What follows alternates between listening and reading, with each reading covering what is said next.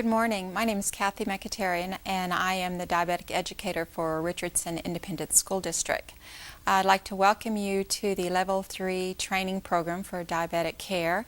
And today we're going to be doing some basic checkoffs on our skills, how to test blood sugar and how to check for ketones and how to give a glucagon injection. But before we start that, I'd like to just give you a little bit of background about diabetes and let you know how it is widespread throughout the United States. We have about 17 million Americans right now that have diagnosed diabetes, and over 200,000 deaths a year, either from diabetes or the complications of diabetes. We also have about 41 million Americans that are considered pre-diabetic. That means that their blood glucose level is higher than normal, which is around 120, but not quite high enough to be diagnosed as diabetes, and that would be around the 250 mark. If you have diabetes, you are prone to heart disease and stroke. It's the #1 cause of adult blindness. It can lead to kidney failure, amputations of the lower extremities. Women that are pregnant and diabetic will often have very large babies, 10 to 12 pounds. They're usually C-sectioned about 2 weeks in advance, and then just everyday things that you and I would recuperate from relatively easy, such as flu or pneumonia, can actually be terminal for someone with diabetes. In just a 10-year span from 1990 to 2000, in the United States alone, we saw a 49% increase in the number of diagnosed cases, and we think that's due to better health care and also educating the public, such as yourself. We say that diabetes is a chronic disorder, and that is because there's no cure for it as of today. The disease actually impairs the way your body breaks down the food that you eat to give you the energy that you need to get through the day. Your pancreas produces a hormone called insulin, and it is the job of the insulin to convert the food that you eat into the energy. So in diabetes, you have either one of two things going on. Either A, your pancreas is not producing any insulin, or two, you're producing a little bit of insulin, but for some reason your body is not utilizing that insulin properly. When that happens, it's going to cause your blood sugar to be either too high or too low. I've put the next little bit in so that you can see how diabetes affects our youth today. The type 1 diabetes, which is where the pancreas is not producing any insulin, is more relevant or prevalent in Caucasian children, and often will peak, or they will actually be diagnosed during the years of puberty. That would be around 10 to 12 in females and 12 to 14 years of age in males. Conversely, the type 2 diabetes is more prevalent in our African American youth, our Hispanics and Native Americans, and unfortunately about 80% of type 2 diabetics are already overweight at the time they are actually diagnosed. Whether you have diabetes in your family or not, it affects all of us because most of us are paying premiums for health care. And in just 1 year alone, 2002, we saw that 1 out of every 10 healthcare dollars was spent on the treatment of one disease, that's diabetes, totaling about $132 billion. So I broke that up for you. About $92 billion of that money went to cover all the diabetic supplies, hospitalization for these children. The indirect costs would be around $40 billion. That's more adult related, and that would cover disability, work loss, and premature death. Again, diabetes cannot be cured, it can only be managed. So someone with diabetes is literally working 24/7 to try and manage everything that they do during the day, whether they're eating lunch out, if they have a cold, if they have the flu, with their insulin levels, and their goal is to try and keep their blood sugar as normal as possible. If they are going to field day that day and they have increased exercise or a change in their meal schedule, let's say that they're on a field trip, this is going to affect their blood sugar. I wanted to talk to you a little bit about nutrition today, because if you do have a child on an insulin pump, you will see them frantically trying to figure out how many carbohydrates they're going to have per meal, because that's the premise, one of the premises of the insulin pump. We know that good nutrition is important for all of us, but in someone with diabetes, the nutrition planning is essential to try and control their diabetes. The planning will help them to maintain the blood glucose level. It also helps to prevent or delay any complications, and it helps the kids to actually grow and develop properly.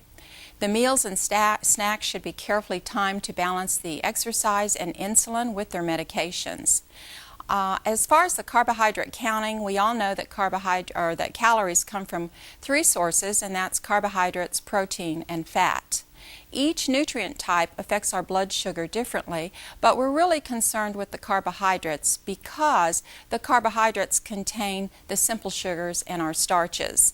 So if you are looking at your medical treatment plan, you will see, which is your doctor's orders, you will see on there a total carbohydrate count, and it may be written down as the insulin to carb ratio.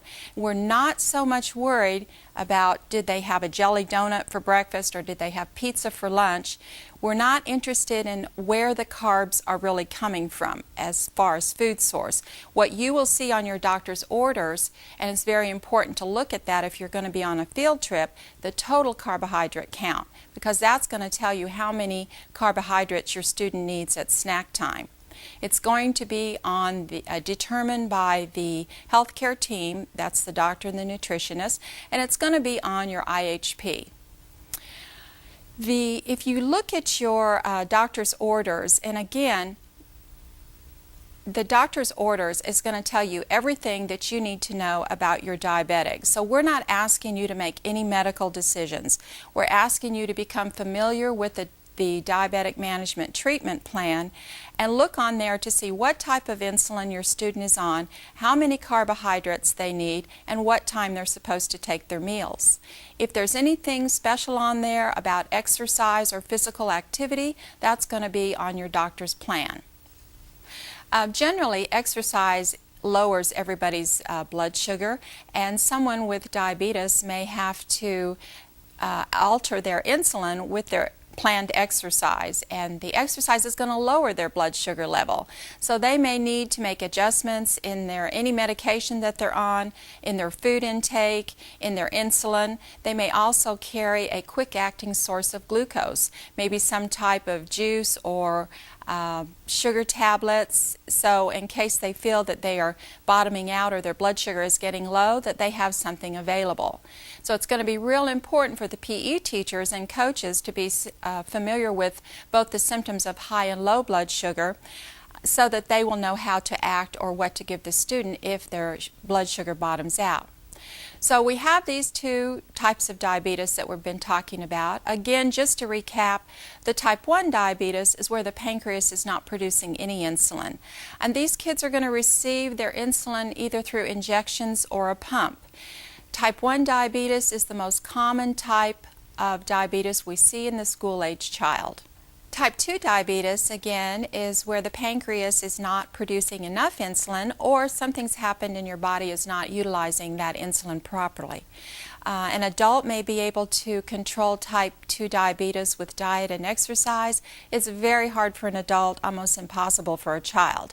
Even an adult may require an oral medication, maybe something such as metformin or glucophage, or a once-a-day injection to control their type 2 diabetes. The obesity factor is one reason that Children's Hospital is predicting that in less than 10 years now we will see a higher percentage of children with type 2 diabetes than type 1 diabetes, strictly because of the obesity factor alone. And that's why we're trying to get the kids in structured activity every day. Okay, let's take a minute and talk about the blood sugar levels. If you will refer to the graphic, you will see that hyperglycemia is in the red area is defined as a blood sugar above 250. The other end of the spectrum is hypoglycemia, which is clinically defined as a blood sugar below 70. So ideally, our goal is to keep the blood sugar between 70 and 120, and the 120 is a lot lower than the 250 that I mentioned that defines hyperglycemia. But there are reasons that your student's blood sugar may be sitting at around 165 or 170, and we usually don't have to treat it unless it gets above 250. Some of the reasons that the blood sugar could be sitting around 160 or 165 could be that there's too little insulin in the body. It could be decreased physical activity. Maybe the student is sick, has a cold, has some type of an injury, is getting ready to take a test, is feeling very stressful. And you need to know the early symptoms of the hyperglycemia. I like to call these the honeymoon symptoms because a lot of our kids don't complain during these early symptoms, but you will not just see one or two of these symptoms, you will almost always see at least three of these if your student is hyperglycemic. That's going to be increased thirst, increased urination, and increased hunger. They may also seem a little bit fatigued or sleepy. They may complain that they have a film over their eyes, which is actually blurred vision, and they're just not able to concentrate. A lot of times, again, these children are not going to complain until their symptoms progress, and you go up to them or they come up to you, and you'll notice a sweet odor to their breath. We call that a fruity odor. It often smells like cantaloupe or citrus, and in some children it can actually smell like alcohol.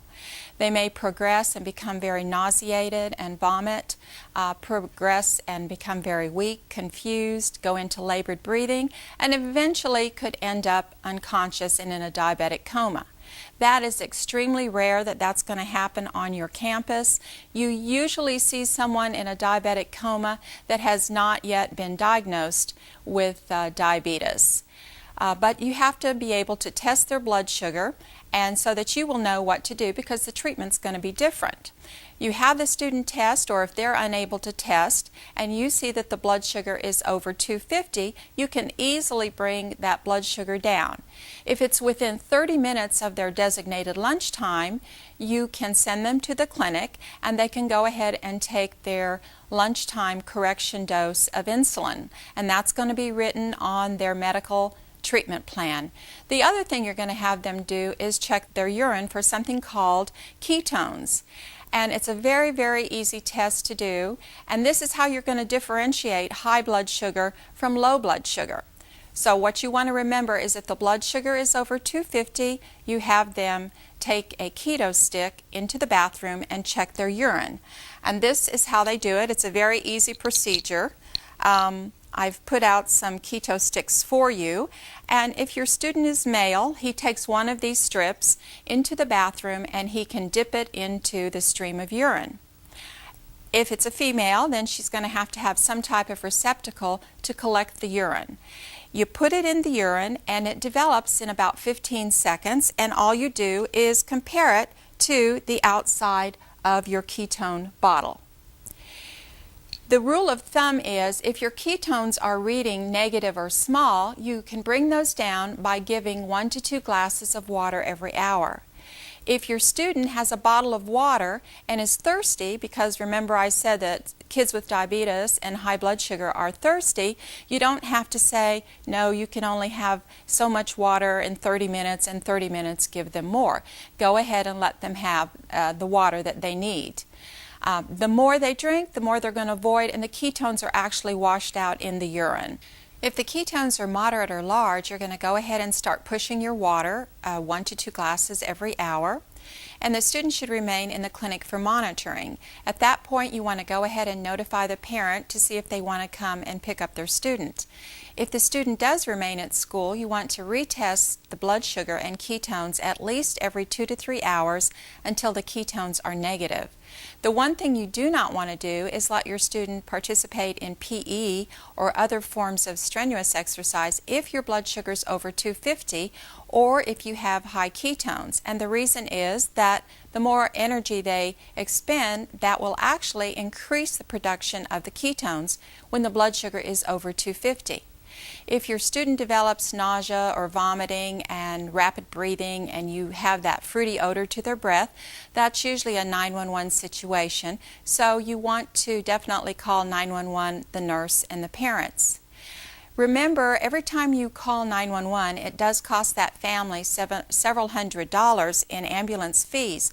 So if your student is sitting there and is able to answer questions appropriately, tells you that he's feeling fine, please try and call the parent first before you jump the gun and call 911. So we're really, again, not too worried about the hyperglycemia on your campus because, as you can see, it's pretty easy to bring that down. You're going to give insulin if it's designated on your doctor's orders, and you're going to start pushing that water. The other end of the spectrum, the hypoglycemia, is what we're really a little bit more concerned about, and there are many reasons that the blood sugar could be below 70.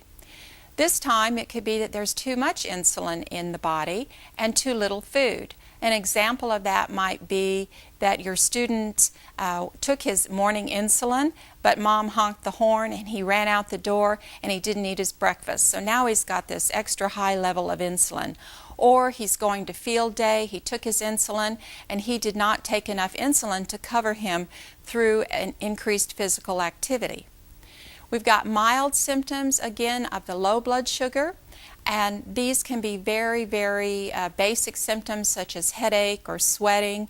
You may know that your classroom is really cool and your diabetic student is just sitting there with sweat on his forehead. They may seem a little bit shaky. They may complain of hunger. The little ones may have stomach ache, end up crying. They can actually become very weakened and fatigued. And the older kids, for some reason, seem to complain of numbness on the lips and tongue. They may seem very irritable, and you may have the most mild-mannered child. You may actually start seeing behavior problems with that child as the blood sugar continues to bottom out. They're going to complain of that film over their eyes, which again is blurred vision. And sometimes they don't complain at all until their symptoms progress and you look at them or they look at you and you notice that they have real droopy eyelids. It looks like they haven't slept for about 48 hours, and now their behavior can become very erratic and combative. They may also have slurred speech, like someone that's had a stroke.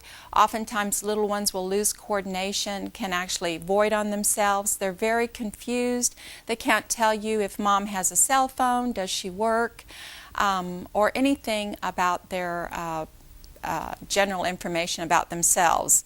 So you need to know what to do for that low blood sugar. The only way you're going to know if it's high or low again is to test the blood sugar. If it's below 70, almost always the only thing you're ever going to have to do is treat with one of the 4 treatments on your graphic. That would be 4 ounces of apple or orange juice. You could try glucose tablets, lifesavers. If all else fails, you could grab a regular soda. Make sure it's a regular soda because a diet soda is not going to have the sugar in it that your student needs. You want to make sure that you observe the student for about 10 minutes and then you're going to retest the blood sugar because you want to make sure that whatever form of treatment you've given them has brought that blood sugar up to an acceptable level. If it's still not up to 70, you're going to go ahead and give them another round of treatment, and at that point you want to go ahead and call the parent and the nurse and get further instructions. At that point, if you call mom, she may say, well, have you tried the glucose gel? And glucose gel is nothing but sugar gel. It will say on the packaging glucose gel, or it might be cake gel, the cake gel that you buy at the grocery store that you would write happy birthday on a birthday cake. That is the type of gel that we have provided our clinics with. If the blood sugar is low, you never want to leave the student unattended. And in an unlikely case that you have tried all these wonderful products and the blood sugar continues to bottom out and your student becomes unconscious, that is when you would go to the ultimate treatment, which would be your glucagon injection. You only give glucagon if you see your student seizing and or unconscious, and it is only given for severe symptoms of low blood sugar. So if that happens, the procedure to follow would be such as this. You find your student unconscious and or seizing in the bathroom. What are you going to do? You're going to do what you would do for anyone that you found unconscious. The first thing you're going to do is make sure that they're breathing properly. They should be breathing. They've not had a heart attack, but if they fell forward on themselves, you may have to do a simple head or a chin tilt, and you want to take just the few seconds that it would take for you to make sure that you do hear that good exchange of breath. The next thing you're going to do is call 911, because even though you're going to bring your student around, they still need to go to a medical facility to find out why their blood sugar has gotten so low. So you're going to test the blood sugar level, and you're going to see that it's going to be extremely below 70, probably under 40, maybe around 35. Some students actually can go much lower than that. So if you see a blood sugar of around 50, 55, do not panic. You have plenty of time to bring that blood sugar up. If your student has succumbed to the floor, you know you're going to have to work on that student. So at that point, you just get on the floor with them and go ahead and pull the student on his side facing you. Then you're going to draw up your emergency medication, which is the glucagon, and give any remaining glucose gel that you may have with the glucagon injection, and then you're going to call the parent and school nurse and wait until your EMS team arrives. Next, we're going to talk about how to test the blood sugar. Caroline is going to help demonstrate how to test the blood sugar. The first thing you're going to need is to assemble your supplies. You're going to have a kit that should have everything in it. You should have a glucometer, which is the machine that actually measures the blood sugar. You should have a source to do your finger prick with. This is called an autolet, and we're going to be using this one today. We'll show you how this works. You will also need an alcohol wipe, and you will need the testing strip. If you are having to do the blood sugar, you will want to make sure that you observe universal precautions by using gloves. Remember, there are many instances when you do not know if your student may have hepatitis or be HIV positive, and anytime you come in contact with any bodily fluids, you're going to want to make sure that you have gloves on properly. I'd like to just take a minute to show you how to glove up properly and take your gloves off. You will see when we do our finger stick that we're going to have a little bit of excess blood on our finger. Caroline will have a little excess blood. And if you're doing the blood sugar, you're going to have a little bit of excess blood on your gloves. So when you take your gloves off, you want to not only protect yourself from the remaining blood on the gloves, but you also want to protect the person that may be emptying the trash at the end of the day. So there's a real easy way to take off your gloves. We don't do it like in many of the medical shows we see on TV where they rip the gloves off and throw them across the room. That's not observing universal precautions. So I'm right-handed. I like to start with my right hand, and you just take the glove by the cuff and you pull it down inside out over itself. Put it in your other hand, pull it by the cuff, pull it inside out over itself, and now you have a double-bagged glove which is safe enough to put into the trash can. So again, whenever you're working with any bodily fluids, you want to make sure that you do glove up. So we have all of our supplies assembled here. The first thing you want to do is get your autolet prepared, and this is a very user-friendly autolet. Some of them have multiple steps, but if you will notice on this one there is a blue button at the end here, and there's also a clear plastic end. This type of autolet has to be caulked because it's spring-loaded, so you'll want to take your clear end and just push that down, and you'll hear it click into place. Then you've got to have your needle, and this is called a self-enclosed system. The only way you're going to stick yourself with this system is when you push this little button. The needle will come out the end to do the finger stick, and then it goes right back into the self-contained little sleeve here. So after you've caulked your autolet, you just put the needle, just push it right down on your pen, and then you're almost ready to go. Then you'll want to take the little blue end, the little sharp end, and just go ahead and turn that and twist it and pull that off, and your autolet is ready. The next thing you want to do is go ahead and wipe your finger with your alcohol wipe. Please remember that a lot of the kids do not use alcohol wipes because it's very drying, and many of these kids are doing finger sticks multiple times a day, so they're instructed just to wash their hands with soap and water. If you're going to do the finger stick and you're near a water source, you'll want to wash your hands with soap and water and then dry your hands really good before you put your gloves on. Then you take your alcohol wipe and you pick a finger on your student, and you want to try and do it on the side of the finger. You have more nerve ending on the balls of your finger, so if you're going to do a finger stick there, it's going to be a little bit more uncomfortable.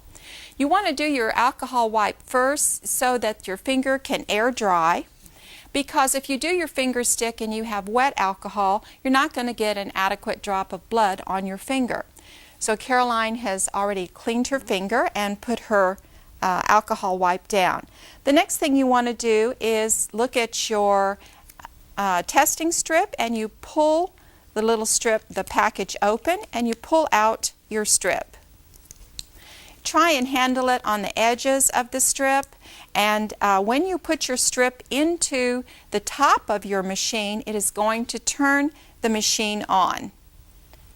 So take your strip and just push it in. Your strip will not go into the machine all the way, but you have to push it in as far down as it will go, and you will hear it or feel it click into place.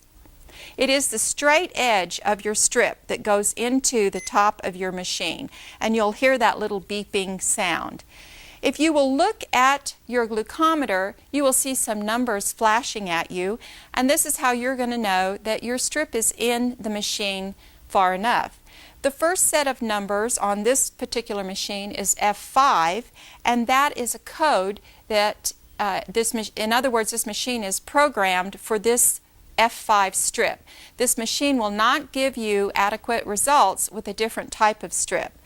The other that's flashing at you, 100, or in Caroline's case 108, is the blood sugar of the person that used this machine the last time. So in other words, it has a built-in memory which helps you as a lay person, because if you see that your student's last blood sugar was 100 and now it's 45 or maybe 250, it's another cue that there's a problem going on here.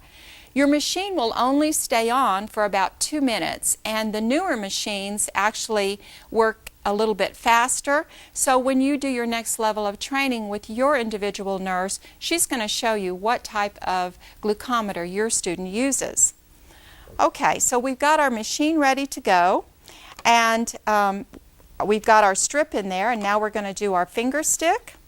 And when you do your finger stick, I like to use my pointer finger, and you want to do it do your finger stick at the digit closest to the nail. You have to actually push on the little autolet and push it against your finger before you push the button, and then do the button, push the button, and you will look at your finger and see that you do not have any blood there. So the way you get blood out is to put your hand down below the level of your heart, and then you've got to actually squeeze your finger until you get an adequate drop of blood. You do not put the blood on top of the strip. You do not put the blood on the bottom of the strip. The way this machine works, you only make contact with the very round edge of the strip, and it just barely touches the blood and sips up a little bit of blood. Can you do that? And you will see that you'll have extra blood on your finger, which you will again wipe on your alcohol wipe. If you look at the machine, it will start counting down from 30 seconds. And it is at the end of the 30 seconds that you have your blood sugar reading. Now, the newer machines will often count down from 5 seconds and even 3 seconds. So that's why you'll need to make sure that you do your next level of training with your nurse. Each machine works differently. There are many different machines on the market today. So Caroline's blood sugar is 94. That's certainly within the range that we're looking for, which again is 70 to 120. Then you want to dispose of your used strip by simply taking your used package or your alcohol wipe and just grab it by the end and pull it out. And all of these supplies can go into your regular trash. Let's just recap a minute about ketones and talk about what are ketones. Ketones are nothing but acids that the body produces when the body is forced to break down body fat and use that fat for its energy. It is, again, the insulin that normally controls the production of the ketones, and people with diabetes are going to have extra ketones if they're sick, if they've got the flu, a sore throat, if they've stopped their injections, and these excess ketones in the blood make the blood become very acidic, and that's called ketoacidosis. Again, to test for ketones, you take a keto stick, which we talked about a little bit earlier, and you take the strip into the bathroom. The good news is we're not going to make Caroline test her urine for us today. You take the strip into the bathroom. Again, if it's a male student, he can just simply dip the test strip in his urine. If it's a female, she's going to need a receptacle. This strip will develop in about 15 seconds, and then all they do is compare it to the side of the bottle here. Again, the general rule is if there is any change in your dipstick, you want to go ahead and start pushing the water, because it is the water that brings those ketones down and will actually bring down the blood sugar again. You want to make sure when you're doing any procedure with your student, whether it's the blood sugar testing or the ketones testing, that you record any of your results in your diabetes log, and each one of your students should have their own log. You're going to put down the date, the time, what the blood sugar was, and your initials, and you always want to document what you've done so that later on, if any problem comes up, you do have verification on your results. The next thing we're going to do after you have gotten your ketones and done your blood sugar test, you always want to check your IHP to tell you what to do next. And the next thing you're going to do is probably administer the insulin. Many of your students will need to take insulin in the middle of the day, and actually it is given usually around mealtime. The regimen is going to vary, and the need for assistance with your student is going to vary. Of course, the goal of the insulin is to maintain the blood sugar level as close to the target range as possible. It's very important that you understand there are different types of insulin. Your student, if they're taking insulin during the lunch hour, will probably be on an insulin called Humalog or Novolog. Sometimes they're on a short-acting insulin which is called regular. It's important to realize when you're working with insulin that you need to verify your insulin with your doctor's orders. You would never want to give an NPH insulin, which is an intermediate insulin, during the day, because that is usually giving morning and night. Your Humalog insulin, again, is a short-acting insulin, and one way that you can recognize that is because Humalog and Novolog and regular are all very clear insulins. In other words, there's no color to them. It's a clear solution. You should not ever see Lantus insulin at your school, because that is a long-acting insulin that's usually given at night. We used to say that insulin had to be refrigerated, and that's no longer the case. You would not want to keep your insulin outside in the hot sun or in a very cold, icy area, but it can be kept at room temperature. There are different ways to deliver insulin, and some of those would be the insulin syringes, which we have right here. We have two different types of syringes here. And the insulin pen is becoming very widely used. There's also an insulin pump, which we'll talk about a little bit later. And then there is the jet injector, which is like the old EpiPen, although I've not seen the jet injectors on many of our campuses. You would give insulin, of course, as ordered on your IHP, but again, it is generally given before mealtime. You're going to give insulin for blood glucose levels that are above the target range and when you have increased ketones. The dose is going to be very specific for your student. The doctor and his health team is going to decide what that insulin dose is, and they're going to have blood glucose readings. They're going to have to know the food availability, what their physical activity level is. It also depends on the age and the body weight of the student, but your IHP should have all of these recommendations listed for you. Sometimes you'll see that the dose, again, is based on that insulin to carb ratio that we talked about earlier, especially if they're on an insulin pump. The correction dose of insulin is to treat hyperglycemia, and it's going to be, again, prescribed medication that you will find on your IHP. When we talk about insulin syringes, I like for you to know that there are different types of insulin syringes. These two syringes, this is a 100-unit syringe. This is a 50-unit syringe, and if you'll note, the 50 unit is a much skinnier syringe than the 100 unit. There is also a 30 unit syringe, which is kind of a fat syringe but a little bit shorter than the 100 unit syringe. Syringes are disposable. They are one-time use only, and once you give your insulin, you will have an empty syringe like this, and the whole thing goes into your sharps container.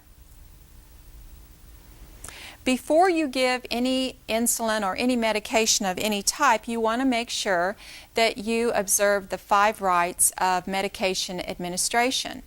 And those 5 rights would be, number 1, that you have the right student, you have the right medication, you have the right dosage, you're giving it at the right time, and you're giving it by the right method of administration. And insulin is only injected unless it goes in through a pump.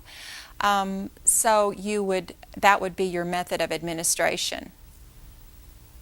The next thing we're going to talk about is how to draw up your insulin, and the first thing you're going to want to do is to get your supplies ready.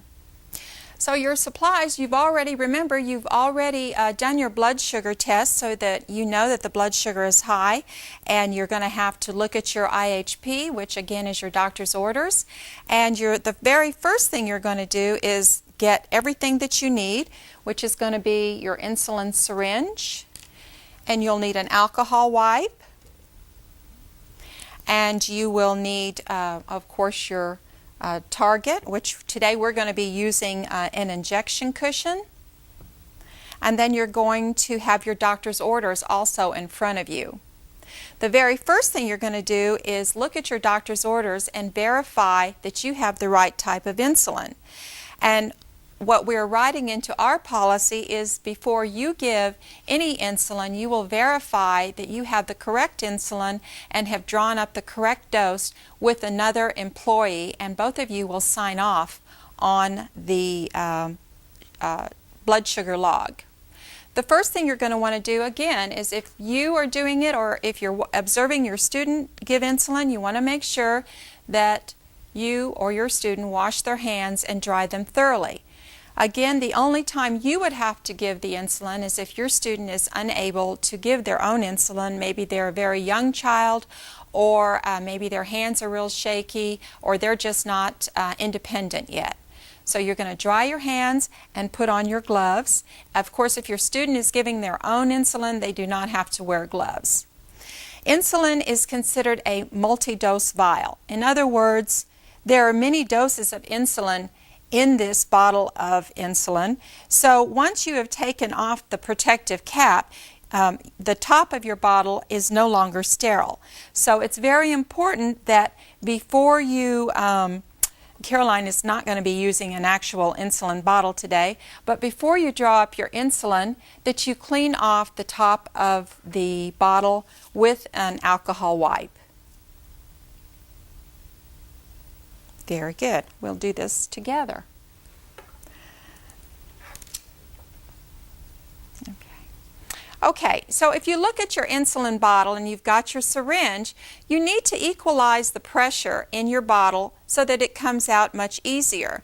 And the way you do that, to get something out of this bottle, you must put something in. So you are going to take your plunger and you're going to pull your plunger down. Today we're going to pull it down to 10 units. And you want to make sure that the end of your stopper, in other words, the upper edge of the stopper closest to the needle, is even with the number 10 on your syringe. Now you've got 10 units of air, and you're going to inject that air into the bottle of insulin by just putting it right into the middle, and you push down on the plunger and push that air in.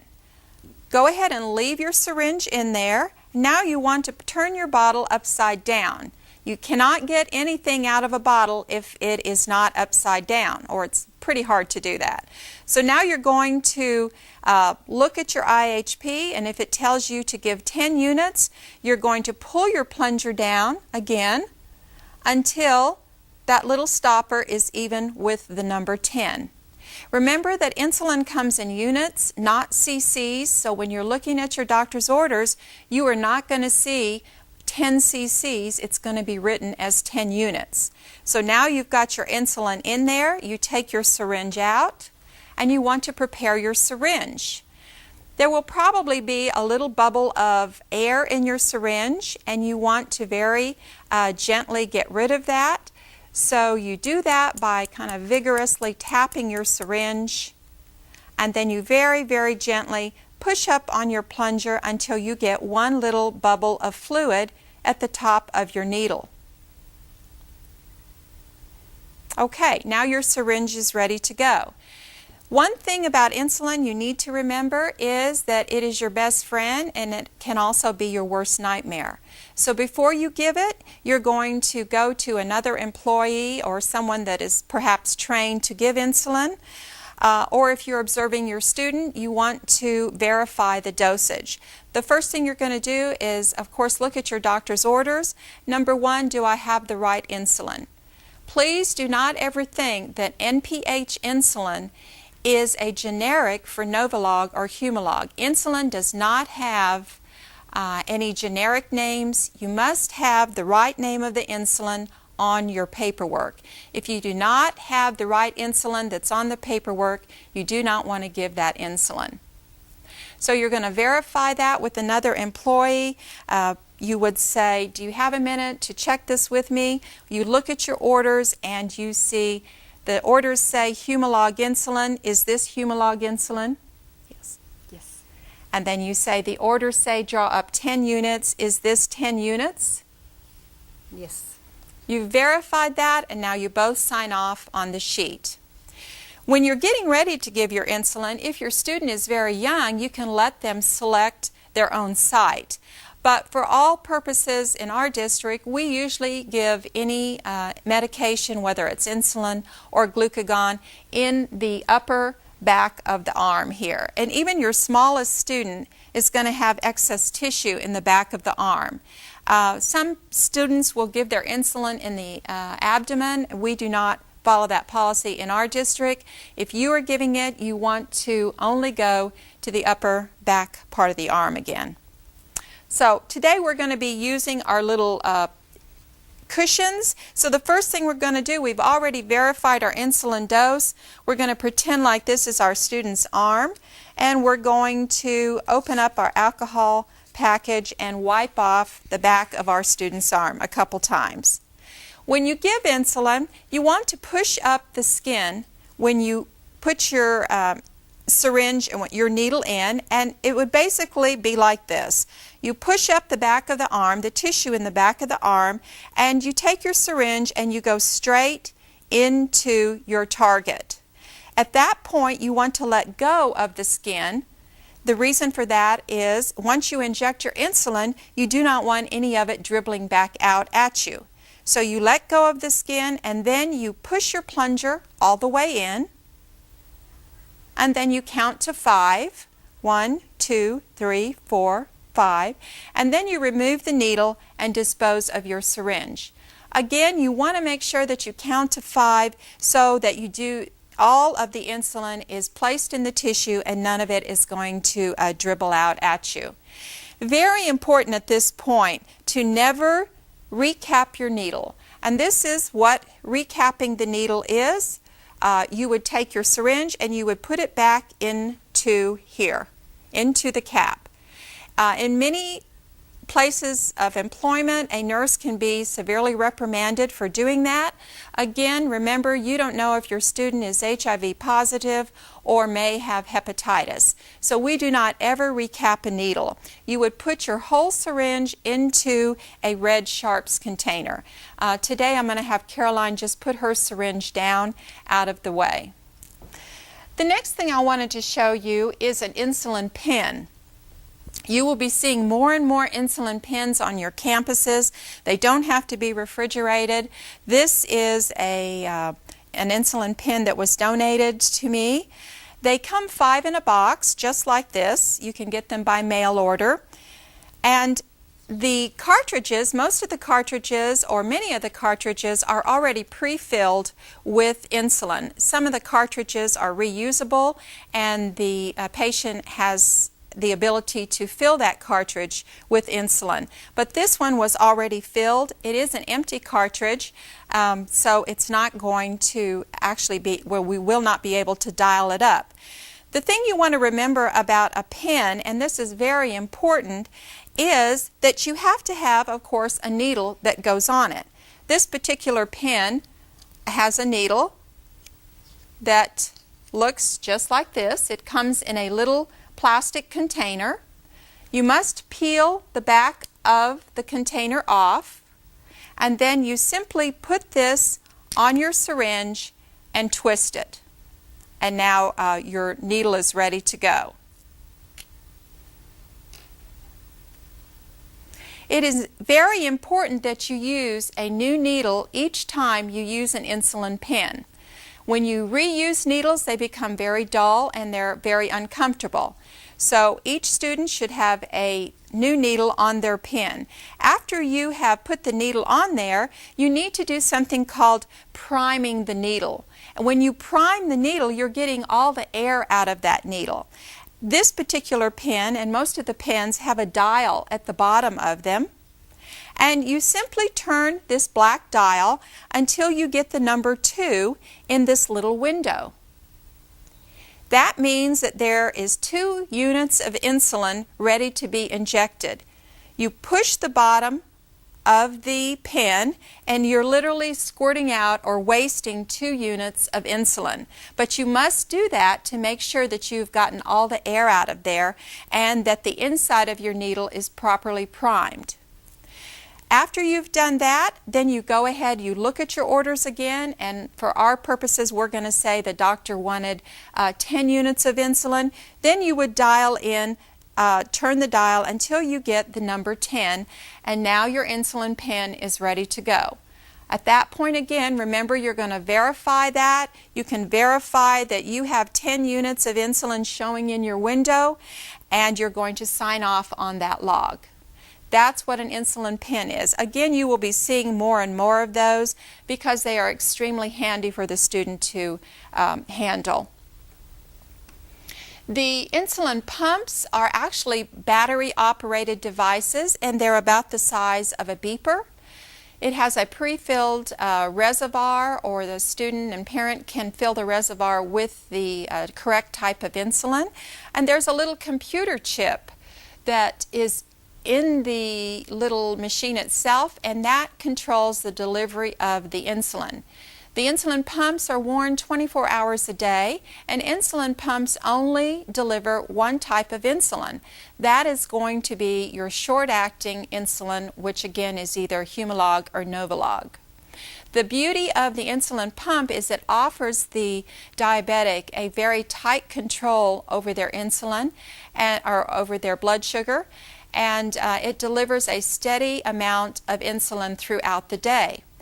They can make adjustments in the amount of insulin they're getting. There's a little button on the machine or on the computer, and they push that to give themselves a bolus at lunchtime. A bolus, it would be just an extra little squirt of insulin that accommodates their carbohydrates at their mealtime. There are many different types of pumps. If your student has a pump, of course when you do your level 2 training, you will get to know what kind of pump they have. They can be removed for about an hour and a half, and they do have an infusion line on them. If you will look at the graphics that show the samples of the pumps, you will see that there is about a 6-inch piece of tubing, and that tubing has a needle and catheter at the end of it. It is that little needle that is put into the abdominal area. There's a little band-aid on there that you push down, and you only change that needle out about every 3 to 4 days. We will not be asking you to work with pumps. If your student's pump becomes dislodged and they're unable to put in a new infusion line, then we would ask that you would call the parents. Again, we're not asking you to put carbohydrates into the pump. The pumps are very self-explanatory, and if your student is on a pump, they will know how to process the pump. The next thing we're going to talk about is the glucose gel. And again, we've already talked about that a little bit. It is either going to say instant glucose, or it's going to be the cake gel that you buy at your grocery store. The beauty again of the cake gel or the glucose gel is that it is readily absorbed into the mucous membrane. Remember, you don't ever put anything into the opening of anyone's mouth. The way this product is used would be you would pull out the jaw or the cheek, and you squirt about 1 to 2 inches of this between the cheek and the gum, and then you just gently massage the outside of the cheek. Again, your student does not have to be able to swallow to use this product. It's a very good product to use in case of a diabetic emergency, and it's going to raise the blood sugar. Again, if you're going to give this, you're going to want to put your gloves on. Turn the person on his or her side, squeeze about 2 inches into the mouth. Again, that's between the cheek and the gums. Rub the outside of the cheek, and it will be readily absorbed. You want to make sure that you retest the blood sugar in about 10 minutes and follow what is next on your IHP, because you want to make sure that this product has done what it was supposed to do, which is to bring the blood sugar up. The next thing we're going to talk about is how to give the emergency medicine. Again, that's called glucagon.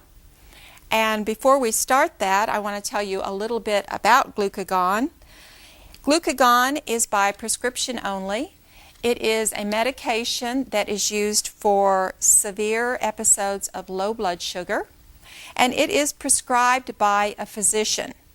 Therefore, when you look at glucagon, it will have a label on the outside of the kit, and that label should definitely have your student's name on it.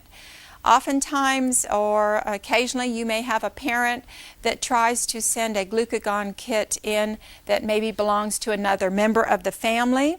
Our suggestion would be that you do not give that. You should have the correct name on the glucagon before you even consider giving it. This is a typical glucagon kit right here. And there are 2 things in this little product.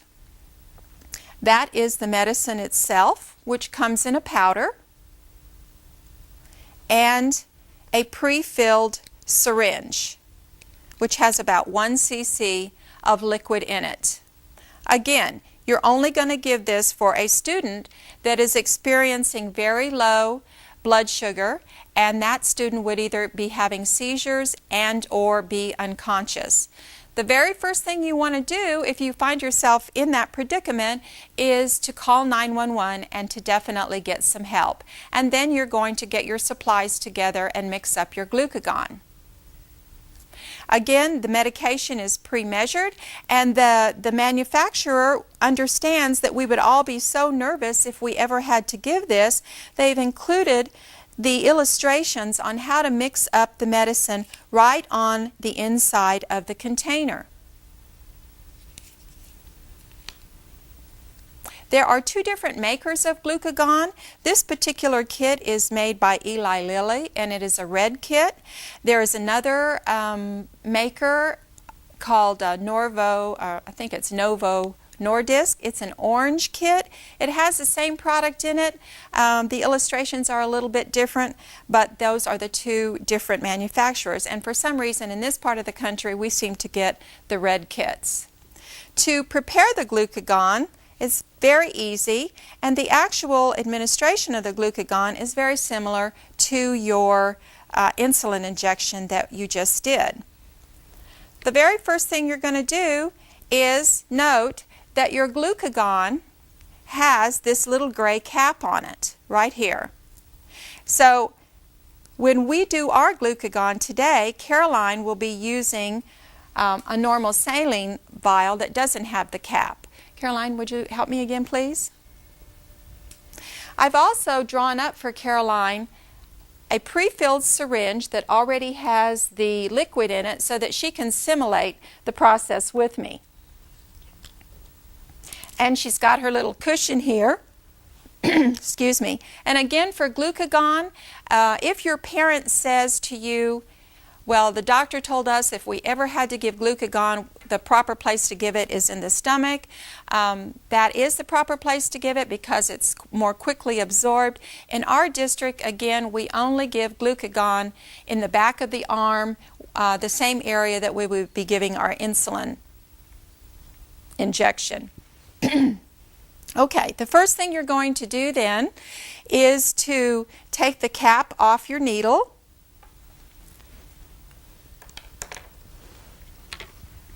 And we're going to pretend that we have just removed the cap off of the bottle here. And now this time, instead of injecting air, we're going to inject all the contents of the syringe into our pretend glucagon bottle. Remember, glucagon is a powder, so you will have a white powder in yours, and you do that by simply pushing the plunger down.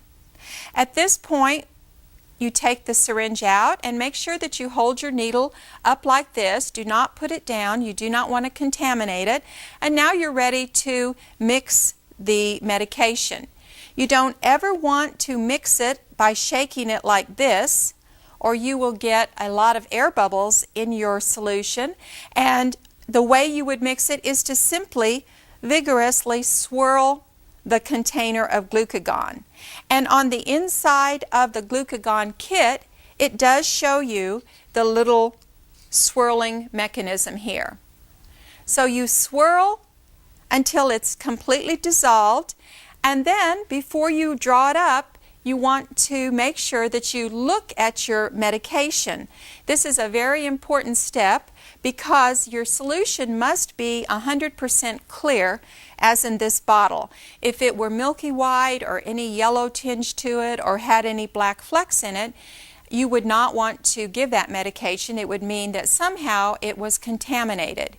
It would not have been anything that you did. It would have probably happened during packaging. That is very rare, but that can happen. So please inspect your glucagon before you draw it up. Our glucagon is nice and clear today, so we're going to, at this point, put our syringe back into the top of the glucagon. Remember, you've got to turn your vial upside down. And if this were glucagon, you would want to get all of the solution out of the little bottle. But today, I'm going to have Caroline pull her plunger down to the number 30, 35, and we're going to pretend that that is all the fluid in our syringe. All right? And then take that out, and now you're ready to get the air bubble out. Remember that if your student weighs less than 44 pounds, which is around the age of 5, you really only need to give half of the solution. If you got nervous and forgot that point and injected the whole thing, it's not going to hurt them, but under 44 pounds, the rule of thumb is they only need half of the solution, which would be about half a cc. So now our solution is in our syringe. Again, we're going to check for that air bubble by really flipping our syringe. And we want to expel that air bubble. Remember, this little kit of glucagon has cost the parent about $85 to $90. Many parents will not even provide your district with glucagon because the shelf life on this medicine, even in the dry form, is only 1 year. So it is imperative that if your parent brings in a glucagon kit, that you check the expiration date and make sure that it has not expired. So today we have our glucagon. It's not expired. We have checked the label. It has the right student's name on it. We have drawn it up, and now we're ready to get rid of the air bubble. Again, we do that by pushing up on the syringe until you get one little bubble of fluid. Once you have that bubble of fluid, you may think, well, I still see some air in there. You really don't. It's kind of an optical illusion. Once you've got the fluid at the top of the needle, you're ready to go. Again, you're going to take your alcohol wipe and wipe off your student's arm. And the process, the technical injection is the same as your insulin. You squeeze up the skin, go straight in with your syringe, let go of your skin, and inject your glucagon. Count to 5. 1, 2, 3, 4, 5, and then pull your syringe out. And you can take your alcohol wipe and wipe off the arm if need be. Again, it is very important to remember that you do not ever want to recap the needle. And this again is recapping. On your actual glucagon, if you'll look at the glucagon syringe, you will see that the needle on the glucagon is actually a little bit longer and a little bit larger than the needle on your insulin syringe. But don't let that intimidate you, because if you are ever having to use this product, your student is unconscious and your student is not going to feel a thing. So you're going to do the same method of injecting as you do the insulin. Again, this is recapping. If you have ever had to give this product, you are probably going to be away from your school campus and you're not going to have a red sharps container. You certainly can't throw this in the trash, and you know that you can't recap it. You surely can't take it back on the bus like this. So how are you going to dispose of this? What are you going to do with it? The easiest thing is to put it right back into the case that it came out of. If you'll notice, the case has these little protrusions here. You take the empty syringe with the needle off of it, with the cap off of it, and you put it right back into the container and snap it into place. And then you're going to close this, and you're going to send this on the ambulance with your student. If you forget to give this to your ambulance driver, because when they get there they're probably going to push you out of the way, that's fine too. Take this back to your school and your nurse will dispose of this for you. After you have given your injection, it's important that you keep your student on his or her side in what is called the recovery position. That's the same position that we use in CPR. And realize that it may take a full 10 to 20 minutes for your student to wake up. The reason is, when you use this product, it goes directly to the liver, and you may notice that your student will actually, as they're coming to, vomit. It's not going to be projectile vomiting. It's going to be coughing and sputtering. It may be kind of yellow in color. And the reason is that when this goes to the liver, when this product hits the liver, it literally frees up all the stored sugar in our bodies, and that it is that rush of sugar that will make the person a little bit nauseated. So remember, don't fear if you've given the injection and you're kind of sitting there and feeling like, okay, I've done everything, the student isn't coming to. It's going to take a good 10 to 20 minutes. So you want to make sure that you stay with the patient, maintain an open airway, and wait for your EMS to arrive. Your student's not going to remember that he was unconscious, that anything happen to him. He may be a little bit incoherent when he comes to. And when your emergency medical team arrives, they may push you out of the way, do another blood sugar, and don't be surprised if that new blood sugar is very high, over 200. It is going to be high. It's probably going to be over 200, and that lets you know that you did your job very effectively because you've just given that glucagon. If the student has nausea and or vomiting, remember that that is very common, and the other thing you want to do is document what you did. You can do it on your sugar log, your blood sugar log. You can do it on a piece of paper, whatever you have available. You want to make sure that you document the day, the time. If you can't remember the name of the medicine being glucagon, just put on your documentation emergency medicine and make sure that you put your initials. Thank you for watching this video, and now you will have an opportunity to practice the skills that you've just seen with your individual school nurse. We realize that we have given you a lot of information today. I think you'll find that the more you use the equipment, become familiar with what the equipment is and what it does, that you will feel like you are able to perform the skills adequately. We do have a yearly renewal on this program, so once a year you'll get an opportunity to practice all your skills. Feel free to go into your nurse and ask her to do dry runs with you to handle the equipment. You'll want to make sure that you definitely see what type of glucometer your student has. All of these things will help you to prepare to take care of your diabetic students on your campus. Thank you very much.